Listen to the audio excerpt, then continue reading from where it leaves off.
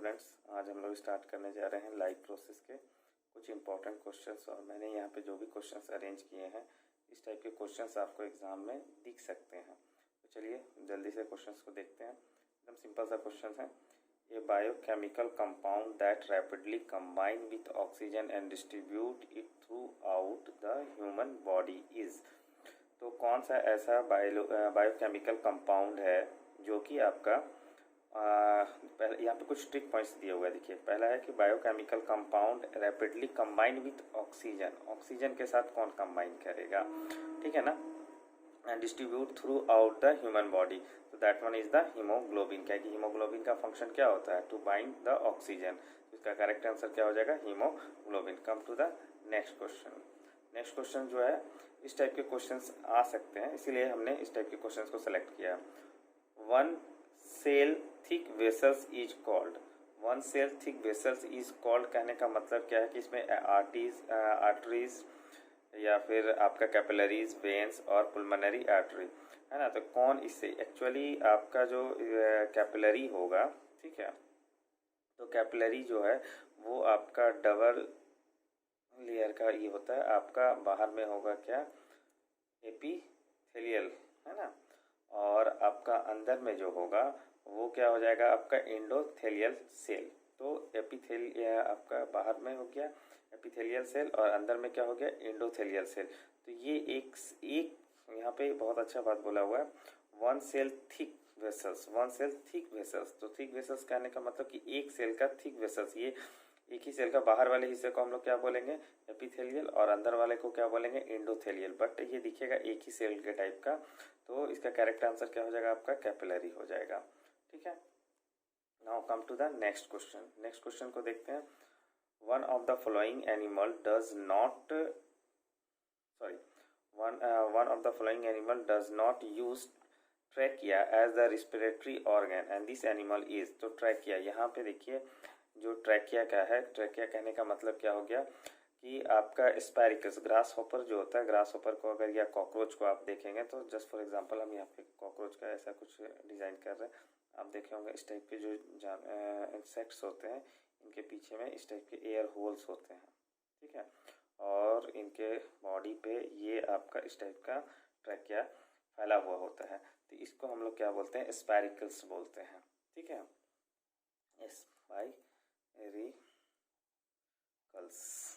ठीक है, क्या बोलते हैं, स्पैरिकल्स।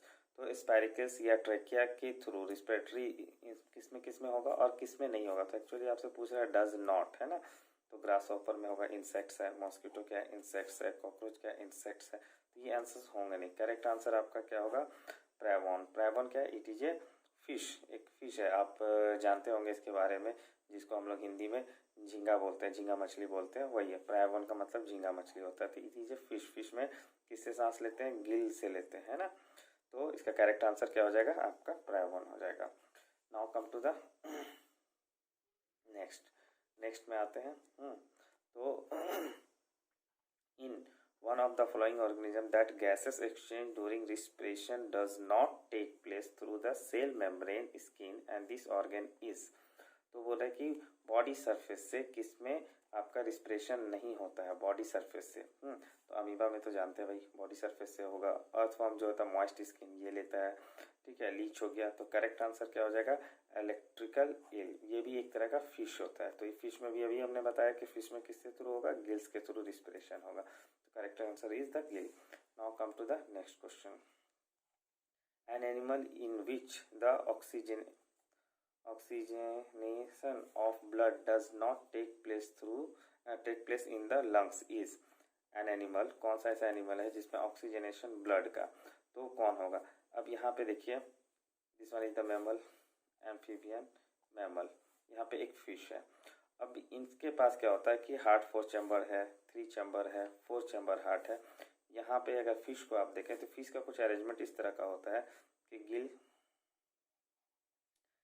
के बाद बॉडी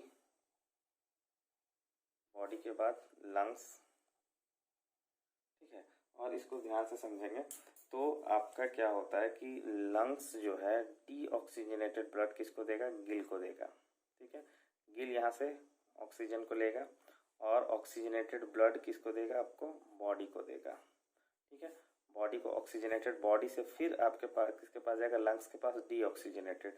तो यहाँ पे बोला an animal in which the oxygenation of blood does not take place in lung. तो ऑक्सीजनेशन कहाँ हो रहा है, यहाँ पे देखिए गिल पे हो रहा है ना, गिल पे हो रहा है। तो करेक्ट आंसर क्या हो जाएगा आपका, फिश हो जाएगा, ठीक है। Now come to the next question. During deficiency of oxygen in tissue the human being pyruvic acid is convert into lactic acid. तो कब होगा, ये कहाँ होता है, ठीक है। पहला चीज़ हम लोग जानते हैं कि ग्लूकोज जो है वो कन्वर्ट होता है, ग्लूकोज आपका C6H12O6 जो है ग्लूकोज कन्वर्ट होगा किसमें, आपका पायरुवेट में या पायरुविक एसिड में। तो ग्लूकोज चेंज हो गया किसमें, पायरुविक एसिड में, पायरुविक एसिड में। इस प्रोसेस को हम लोग क्या बोलते हैं, ग्लाइकोलाइसिस बोलते हैं। तो ये ग्लाइकोलाइसिस जो प्रोसेस होता है क्या बोलते हैं, ग्लाइकोलाइसिस। और ये ग्लाइकोलाइसिस प्रोसेस जो होगा वो कहाँ होगा, साइटोप्लाज्म में, ठीक है, ग्लाइकोलाइसिस। अब ये पायरुवेट जब बन गया तो पायरुवेट ग्लाइकोलाइसिस के बाद, ग्लाइकोलाइसिस प्रोसेस के बाद पायरुवेट किस में चला जाता है, अगर उसको सफिशिएंट ऑक्सीजन मिल गया तो ये चला जाएगा आपका माइटोकॉन्ड्रिया में, और वहाँ जाके ये कन्वर्ट हो जाता है आपका 38 ATP plus CO2 plus water molecule में। बट यहाँ पे बोल रहा है pyruvate convert into the lactic acid. Lactic acid मतलब इनसफिशिएंट सप्लाई जब ऑक्सीजन का होगा तो ये माइटोकॉन्ड्रिया में ना जाके पायरुवेट क्या होगा, जो ग्लूकोज से कन्वर्ट हुआ पायरुविक एसिड वो माइटोकॉन्ड्रिया में ना जाके साइटोप्लाज्म में ही आपका कन्वर्ट हो जाएगा लैक्टिक एसिड में। तो करेक्ट आंसर क्या हो जाएगा, साइटोप्लाज्म। आई होप कि समझ में आ रहा होगा आपको। देखते हैं, water absorption through the root can be increase by keeping the plant. मतलब कि वाटर एक प्लांट है, यहाँ पे लिखते हैं just for example this one plant, ये इनका रूट हो गया है ना। तो रूट वाटर का एब्जॉर्प्शन जो होगा किस कंडीशन में फास्ट हो जाएगा, ज़्यादा हो जाएगा।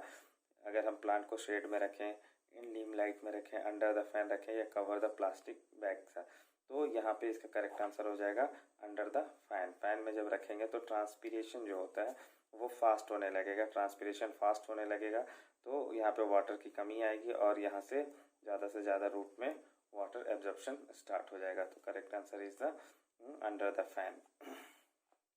Now the come to the next question, which of the following does not have valves. किसके पास वॉल्व्स नहीं होता है। तो देखिए बैकवर्ड फ्लो जिसमें देखने को मिलेगा, जैसे हार्ट प्रेशर लगाता है तो यहाँ पे आपका ऑरिकल और वेंट्रिकल के बीच में ट्राइकेस्पिडियल वल्व और बाइकेस्पिडियल वल्व पाया जाएगा, ठीक है। तो यहाँ तो होता है। आर्टरीज में भी हाई प्रेशर में ब्लड निकलेगा तो यहाँ भी वल्व देखने को मिलता है। वेंस में भी देखने को मिलता है। कहाँ नहीं मिलता है, तो आपका कैपिलरी में। तो correct answer is the capillary. Okay,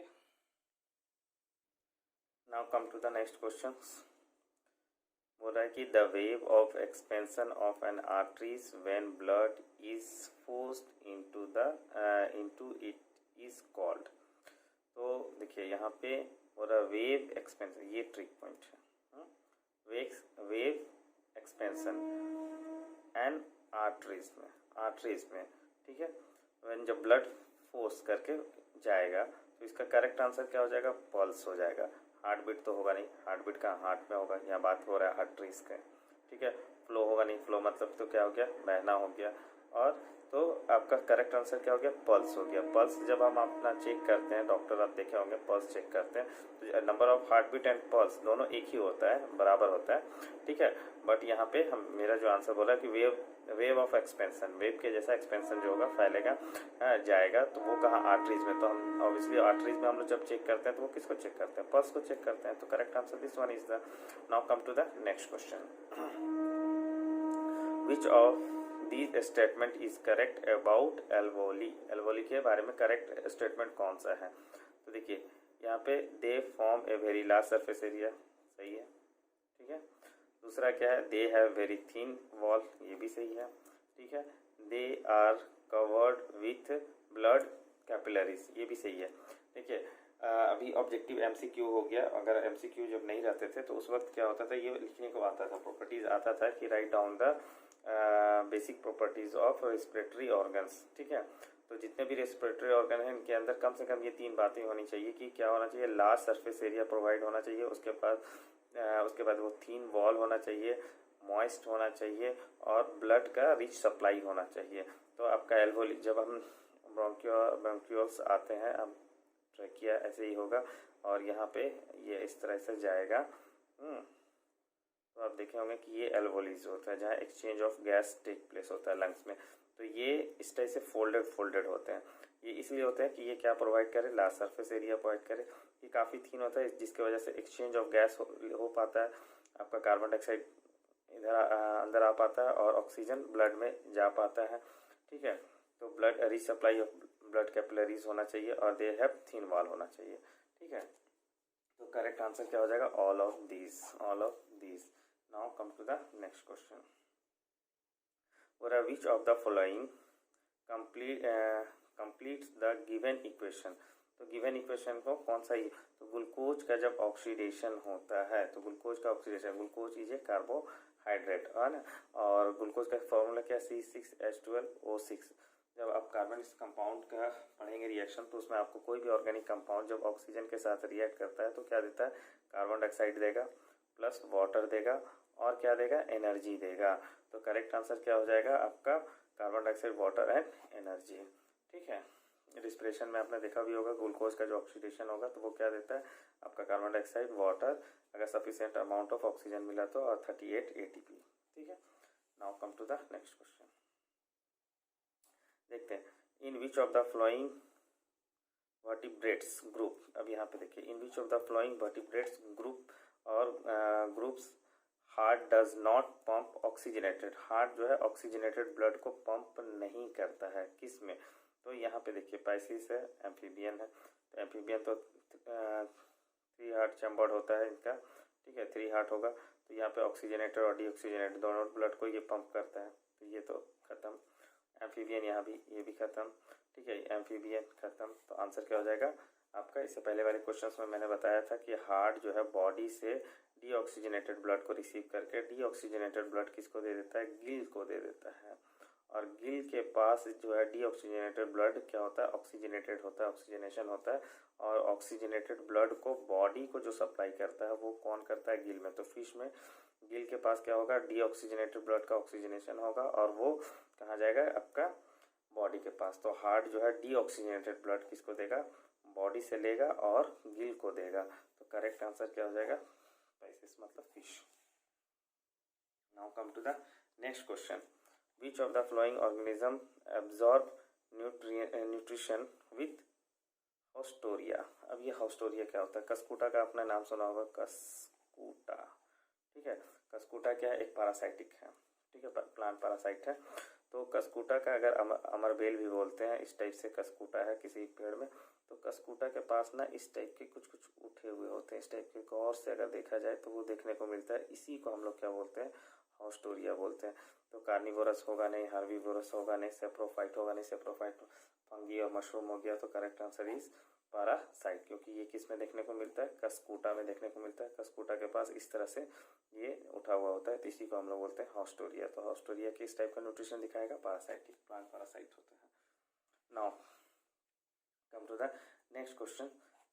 the process by which amoeba obtain food is phagocytic. कौन सा होगा, फेगोसाइटिक होगा। अमीबा फेगोसाइटिक होगा, होलोजोइक होता है। ठीक है, फेगोसाइटिक मतलब इनगल्फ कर लेना, सेल ईटिंग। ठीक है, फेगो मतलब और साइट मतलब क्या होता है, सेल होता है। तो अमीबा जो है इनगल्फ लगेगा कि amoeba is a single cell, उसमें फूड वेगुल होता है, तो लगता है ऐसा है कि सेल खा रहा है। ठीक है, फेगोसाइटिक। तो फेगोजोम करेगा, वो फेगोजोम करेगा, तो लगता है कि सेल खा रहा है, इसलिए इसको क्या बोलते हैं, अमीबा को phagocytic. Okay, now come to the last question. देखते हैं, which part of nephron allow the selective, यहाँ पे देखिए बात अच्छा है। ठीक है, selective reabsorption of the useful substance, glucose, ammonia, ये इनका सेलेक्टिव एब्जॉर्प्शन करेगा। तो नेफ्रॉन कौन सा पार्ट, तो ये हम लोग यहाँ पे पहले देखते हैं कि अगर आप देखेंगे तो यहाँ पे एक मोमेंट कैप्सूल होगा, इसमें आपका ट्यूब्यूल्स होंगे, लूप ऑफ हेनले ऐसा कुछ बना हुआ होगा, रफ ऐसे डायग्राम बना रहे हैं। और इसके अंदर रीनल आर्टरीज, रीनल वेन और अंदर में आपका ग्लोमेरुलस।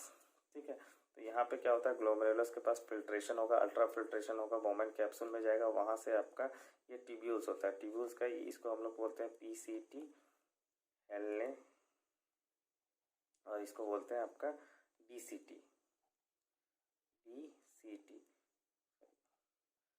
डीसीटी। तो पीसीटी, डीसीटी और हेलने को मिला के हम लोग क्या बोलते हैं, ट्यूब्यूल्स बोलते हैं। तो ग्लोमेरुलस में होगा नहीं, बोमेन कैप्सूल में होगा नहीं, क्योंकि यहाँ होता है फिल्ट्रेशन, एब्जॉर्प्शन होता नहीं है, यहाँ रीएब्जॉर्प्शन बोला हुआ है, यहाँ भी होता है फिल्ट्रेशन। यूरेटर में होगा नहीं, तो सही आंसर क्या हो जाएगा, ट्यूब्यूल्स हो जाएगा। ट्यूब्यूल्स मतलब किससे बना हुआ है, पीसीटी और डीसीटी से। ठीक है, अगर इस फिगर को आप ध्यान से देखेंगे तो देखिए ये हो गया आपका बोमेन कैप्सूल, बोमेन कैप्सूल, ये हो गया आपका रीनल आर्टरी जिसे इम्प्योर ब्लड आएगा, और रीनल वेन हो गया। ठीक है, यहाँ पे फिल्ट्रेशन होगा, तो इस फिल्ट्रेशन को बोलते हैं अल्ट्रा फिल्ट्रेशन। अल्ट्रा फिल्ट्रेशन, तो ये ग्लोमेरुलस हो गया, ये आपका क्या हो गया, बोमेन कैप्सूल हो गया, और पीसीटी, लूप ऑफ हेलने और डीसीटी, ये तीनों को मिला के हम लोग क्या बोलते हैं, ट्यूब्यूल्स बोलते हैं। तो यहाँ पे क्वेश्चन में बोल रहा है सेलेक्टिव एब्जॉर्प्शन कहाँ होगा, तो ट्यूब्यूल्स में होगा। आई होप कि आपको क्वेश्चंस जो मैंने किए हैं और यहाँ पे हम लोगों ने जो क्वेश्चंस करने की कोशिश की है, तो आपको सबको समझ में आएगा।